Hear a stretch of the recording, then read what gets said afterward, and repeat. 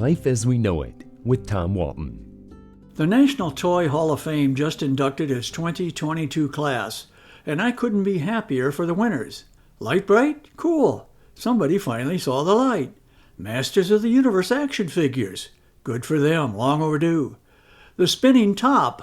Simple is better, right? After all the paper airplanes in the Toy Hall of Fame, what could be simpler than that? Worthy choices all. I still have an old Lite-Brite in its original box, which may or may not make it worth a few bucks.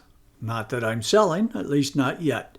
Now that Lite-Brite is in the Hall of Fame, I'm waiting for the secondary market to step up. The National Toy Hall of Fame is located in Rochester, New York, where it is part of something called the National Museum of Play, which sounds like one of the most fun places on the planet. What's surprising about the 2022 induction selections are the toys that failed to make the cut. The Nerf ball bounced a little short, although it was one of 12 finalists. So was the Spirograph, an ingeniously simple but mathematically complex gizmo that makes incredibly arty pictures. The only skill required is to turn the wheel. It was surprising to see another finalist fall short, Bingo.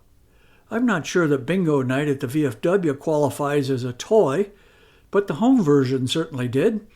To avoid bloodshed among her 4 boys when we were kids, my mother demanded that my brothers and I take turns working the spinning drum and calling out the numbers. A life lesson learned. Home Bingo deserves a spot in the Toy Hall of Fame. So does Mom, for that matter, provided there is a Bingo Players Hall of Fame somewhere. She was a bingo professional. She didn't consider bingo a toy. She considered it supplementary income. American bingo is said to have come to this country from Italy 7 centuries ago. What? I'm struggling to picture a crowd of robed revelers in ancient Rome, waiting anxiously for the next number to be called on a warm summer evening down at the Trevi Fountain. I could be wrong, however. Last year's class of inductees included Sand. Let me say that again. Sand made the Toy Hall of Fame. I'm okay with that. I love sand. I have an extensive collection. I keep it scattered on the beaches of the world.